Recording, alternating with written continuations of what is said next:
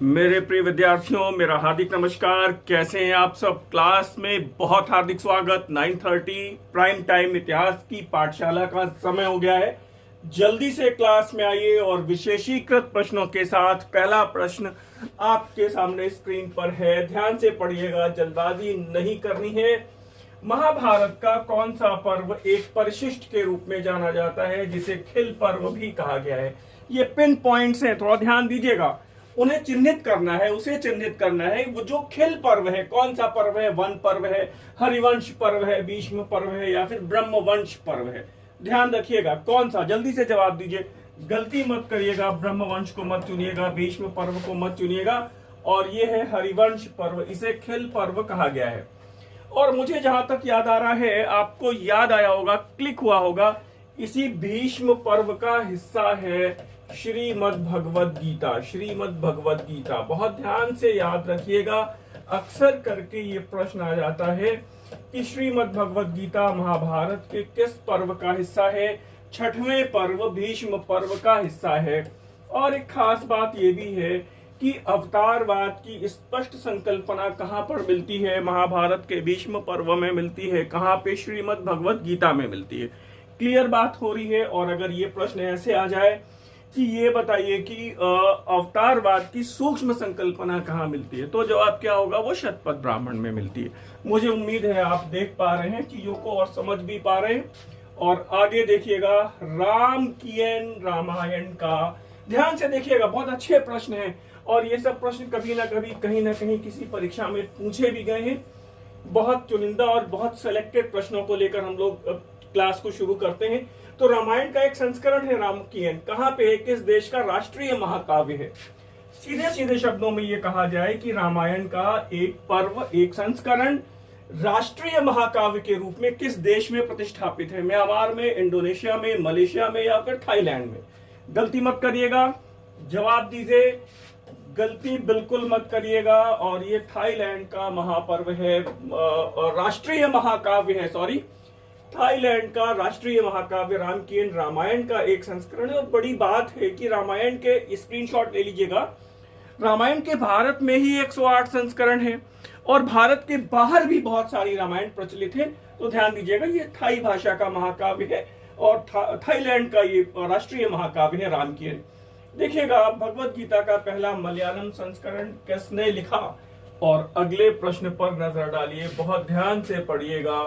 भगवत गीता का पहला मलयालम संस्करण किसने लिखा? बहुत ध्यान दीजिएगा। भगवत गीता का, चाहे रामायण का, चाहे महाभारत का, अलग अलग भाषाओं में संस्करण किसने तैयार किया? हमेशा सारे प्रश्न पूछे जाते हैं बहुत ढंग से, अलग अलग ढंग से। बंगला रामायण, उर्दू रामायण, तेलुगु महाभारत, तमिल महाभारत। तो इस प्रश्न को देखिए, मलयालम संस्करण की बात हो रही है। श्रीमद् भगवद गीता के मलयालम संस्करण की बात हो रही है। माधव पणिक्कर, शंकर पणिक्कर, सरला दास, या फिर येरा प्रगदा? ध्यान से जवाब दीजिएगा, हो सकता है आपके लिए ये नया प्रश्न हो। और यहाँ पर सही जवाब है माधव पणिक्कर। आने वाले दिनों में अभी रामायण, महाभारत, श्रीमद् भगवद गीता, या फिर जितने भी हमारे संस्कृत के ग्रंथ हैं जिनका अलग अलग भाषाओं में अनुवाद हुआ है, एक साथ हम कलेक्शन करके आपको प्रोवाइड करेंगे। फिलहाल अगले प्रश्न पे नजर डालिए। ये प्रश्न क्या कह रहा है? किस ब्राह्मण ग्रंथ को लघु वेद भी कहा जाता है? छोटा और सरल प्रश्न है। किस ब्राह्मण ग्रंथ को लघु वेद कहा जाता है? ये देव लिखा हुआ है, इसको वेद कर लीजिए। किस ब्राह्मण ग्रंथ को लघु वेद भी कहा गया है? तांडे महाब्राह्मण है, शतपथ है, या फिर ऐत्रेय है, या फिर तैत्रीय है? और इस प्रश्न में बहुत डिस्कशन की जरूरत नहीं है और आप कर लेंगे, ये शतपथ ब्राह्मण है। अगले प्रश्न को देखिए। और सामान्य तौर पे बहुत अच्छे अच्छे प्रश्न सिलेक्टेड रखे गए हैं। किस ग्रंथ के अनुसार, मतलब गाय की महत्ता को प्रतिपादित किया गया है? बुद्ध ने गौ संरक्षण की आवश्यकता पर बल दिया है, ध्यान दीजिएगा। या फिर ऐसे कह सकते हैं कि गाय की महत्ता प्रतिपादित की गई है। महावंश, अशोकावदान, प्रज्ञापारमिता, या फिर सुत्त निपात? ध्यान दीजिएगा, कौन सा ग्रंथ है जिसमें गाय को, अभी थोड़ा सा और क्लैरिफाई कर दें तो वो ये कहते हैं, अन्नदा, अन्न देने वाली, शरीर सौष्ठव देने वाली, वन्नदा, पुत्र देने वाली, पुत्रदा। तमाम बड़ी बड़ी उपाधियां दी गई हैं गाय को और गाय के संरक्षण की बात की गई है, सामने लिखा हुआ है। और मुझे लगता है अब आपको याद आ गया होगा, ये सुत्त निपात है। अगर कहीं पर आपको सुत्त पिटक लिखा मिलता है तो वो ठीक नहीं है, सुत्त निपात है। ध्यान रखिएगा, आगे देखिएगा, इस प्रश्न को थोड़ा सा ध्यान से पढ़िएगा। बड़ा प्रश्न है और महत्वपूर्ण प्रश्न है। मुझे लगता है कहीं डाउट ना हो आपको इस प्रश्न में। वह तत्वबोधिनी पत्रिका के प्रथम संपादक थे। पहला पिन पॉइंट, वो तत्वबोधिनी पत्रिका के प्रथम संपादक थे। वो ब्रह्म समाज से भी जुड़े हुए थे। प्रश्न बहुत लंबा है लेकिन छोटे छोटे पिन पॉइंट हैं, ध्यान से समझिएगा। उन्होंने समाज में वैज्ञानिक आधुनिक दृष्टिकोण के प्रसार के लिए कार्य किया। धर्मशास्त्रों पर निर्भर होने के बजाय उन्होंने बाल विवाह के विरुद्ध चिकित्सकीय मत का हवाला दिया।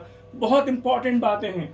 उन्होंने विवाह से पहले प्रेम प्रसंग, विवाहित जीवन के आधार के रूप में सहभागिता व समानता तथा कानून और रिवाज दोनों के द्वारा तलाक का भी समर्थन किया, विवाह विच्छेद का भी समर्थन किया कि अगर वर और वधू में अगर आपसी तालमेल नहीं है तो बेहतर है कि वो डिवोर्स ले लें, अलग हो जाएं, विवाह विच्छेद कर लें। लेकिन अब इस प्रश्न को कई बार पढ़ने के बाद अब ऑप्शन आपके सामने आ रहे हैं, ध्यान से देखिएगा, गलत जवाब मत दीजिएगा। अक्षय कुमार दत्ता, केशव चंद्र सेन, देवेंद्र नाथ टैगोर, राजा राममोहन रॉय। ध्यान से देखिएगा, प्रश्न आपने पढ़ लिया है, समझ लिया है कौन सा इसमें सही हो सकता है, और मुझे लगता है कि आप बिल्कुल यही उत्तर लगाएंगे। कौन सा? देवेंद्र नाथ टैगोर। और आपकी जानकारी के लिए मैं बता दूं, ये जवाब गलत है। आप कहेंगे सर अरे ये तो बड़ा अद्भुत हो गया, ऐसा तो हो ही नहीं सकता। अक्षय कुमार दत्ता इसमें सही जवाब है। और अक्षय कुमार दत्ता कैसे हो सकते हैं, क्यों हो सकते हैं, इसका जवाब भी हम आपको देते हैं। ध्यान से देखिएगा, बहुत इंपॉर्टेंट है। अक्षय कुमार दत्ता बंगाल पुनर्जागरण को आरंभ करने वालों में से एक महत्वपूर्ण व्यक्ति थे। 1839 में तत्वबोधिनी सभा में सम्मिलित हुए और शीघ्र ही वो इसके सहायक सचिव हो गए। ध्यान दीजिएगा, तत्वबोधिनी सभा और इसके सचिव कौन? अक्षय कुमार दत्ता। फिर ध्यान दीजिएगा, वो पूछ रहे प्रथम संपादक कौन थे। अगले वर्ष उन्हें तत्वबोधिनी पाठशाला का शिक्षक भी नियुक्त किया गया। इतने सारे डिटेल हम दे रहे हैं आपको। 1843 में तत्वबोधिनी पत्रिका, तत्वबोधिनी सभा और ब्रह्म समाज दोनों के मुखपत्र के रूप में प्रकाशित होने वाली जो पत्रिका है ये प्रकाशित होने लगी और वो इस पत्रिका के प्रथम संपादक थे।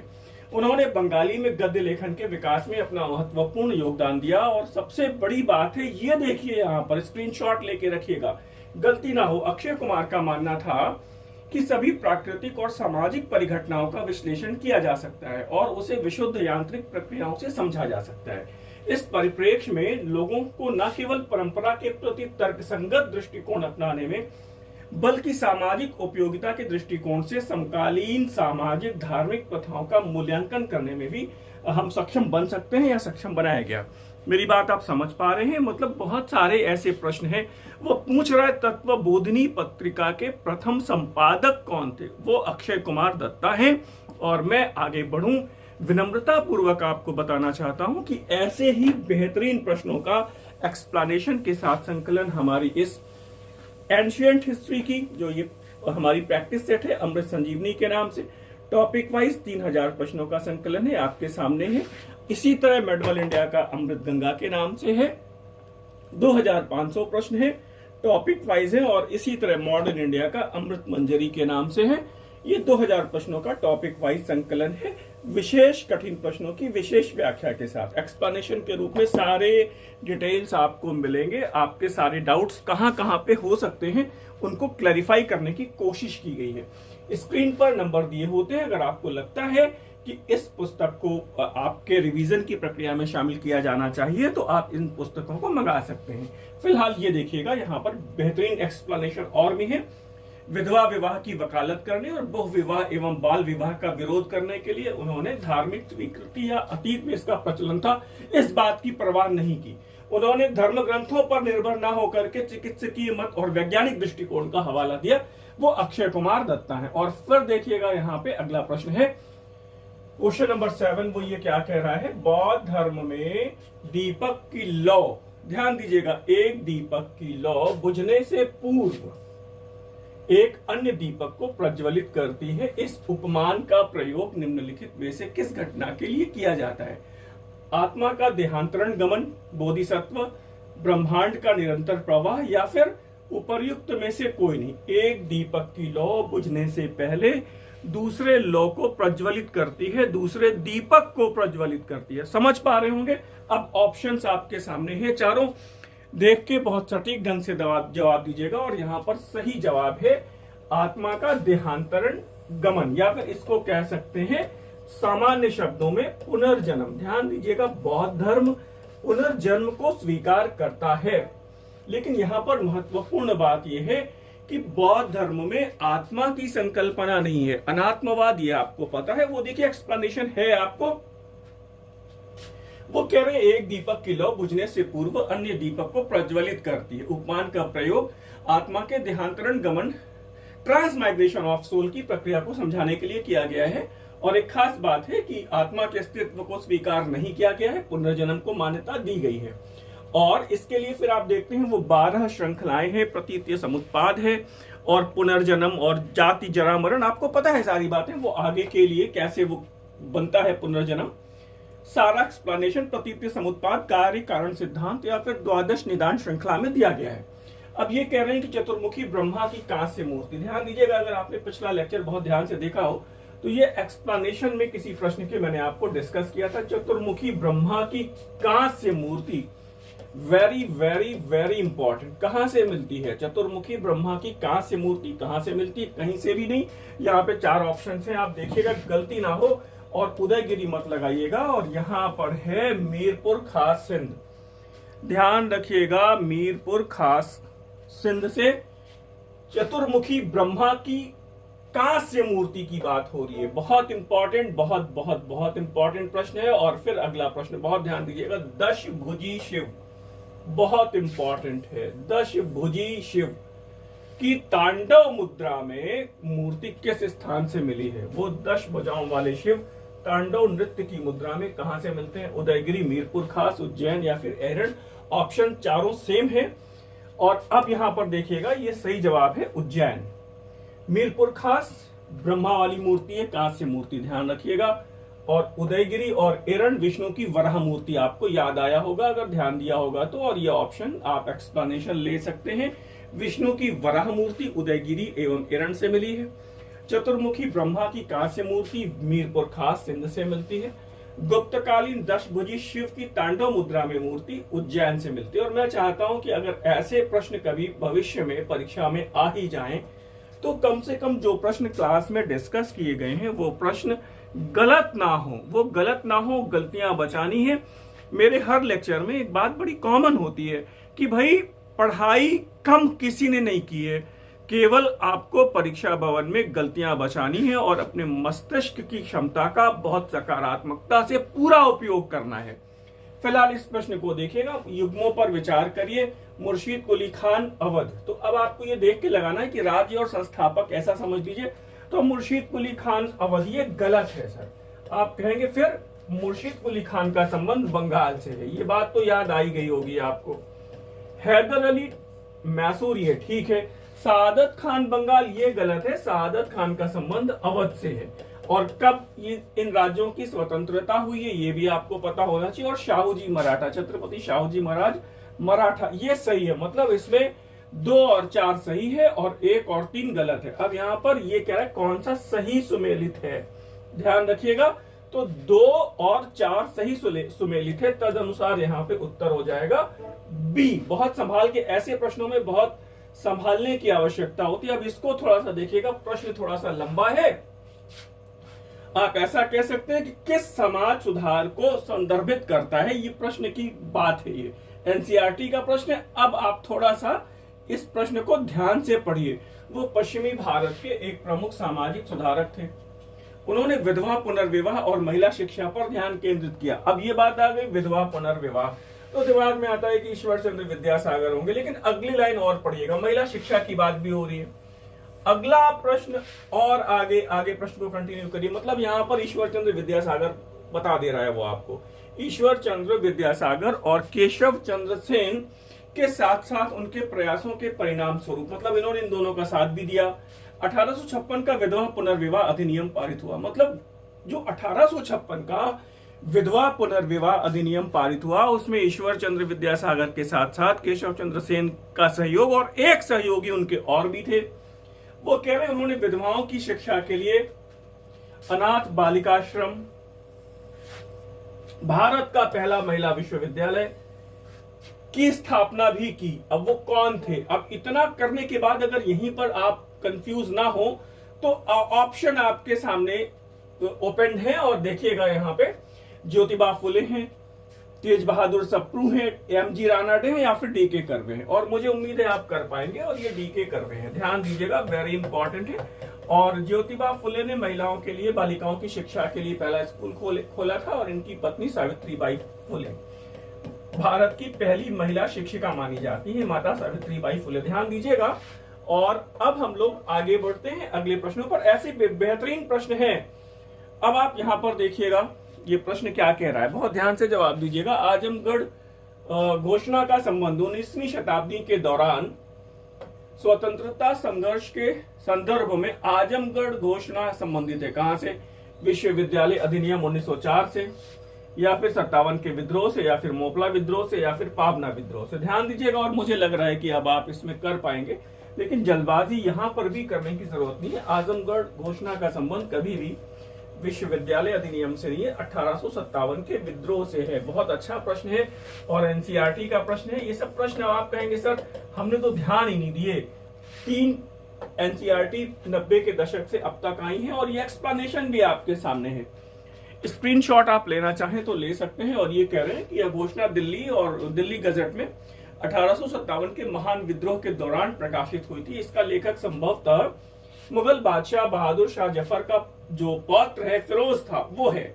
लखनऊ और अवध में अंग्रेजों के विरुद्ध संघर्ष करने वाले विद्रोहियों का प्रमुख लक्ष्य मुगल बादशाह बहादुर शाह जफर को पूर्ण रूप से सत्ता में वापस लाना था। फिलहाल आप देख सकते हैं, स्क्रीनशॉट ले सकते हैं। आजमगढ़ घोषणा का संबंध 1857 के विद्रोह से। थोड़ा सा फिर देखिएगा, यहाँ पर वो युग्मों पर विचार करना है, भारत छोड़ो आंदोलन के दौरान की बात है। अब थोड़ा सा यहाँ पर मैं ऊपर कर दे रहा हूं इसको, ध्यान दीजिएगा। वो कह रहे हैं तामलुक, वाईवी चौहान, सतारा सतीश चंद्र सामंत और बलिया चित्तू पांडे। ध्यान दीजिएगा, अब ये कह रहे हैं कि यहाँ पे समानांतर सरकारें बनी है, उनके नेता कौन थे?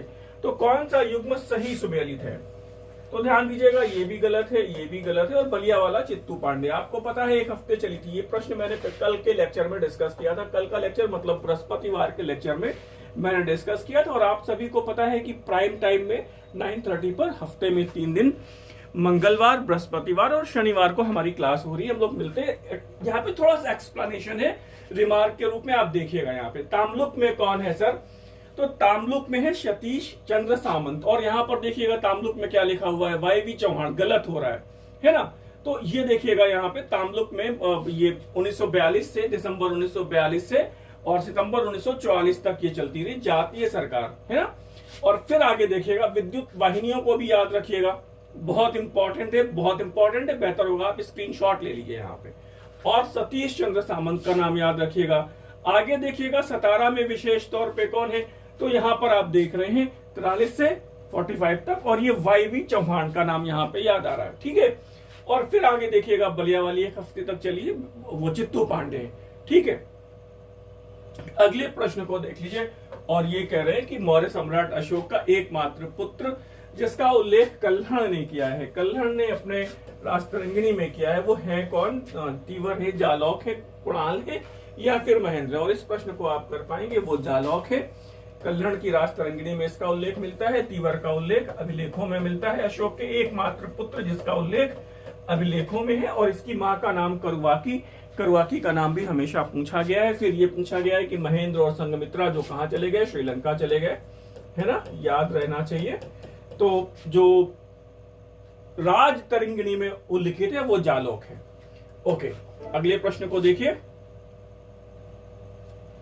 भारतीयों की प्रशंसा करते हुए किस यूनानी लेखक ने लिखा कि भारतीय मितव्ययी एवं उच्च नैतिक आचरण वाले होते हैं? मतलब भारतीय मितव्ययी, कम खर्च करते हैं, और उच्च नैतिक आचरण वाले होते हैं। मेगास्थनीज है, प्लूटार्क है, जस्टिन है, और फिर एरियन है। कौन है? और इसमें सही जवाब है मेगास्थनीज। मेगास्थनीज बहुत सारी बातें लिखते हैं। भारत में दास प्रथा नहीं है, भारत में अकाल नहीं पड़ते, भारतीय मित व्ययी होते हैं, भारतीयों को लेखन कला का ज्ञान नहीं है, वो अधिकांशतः अपनी स्मृति पर निर्भर करते हैं, ऐसे तमाम वो स्टेटमेंट देते हैं।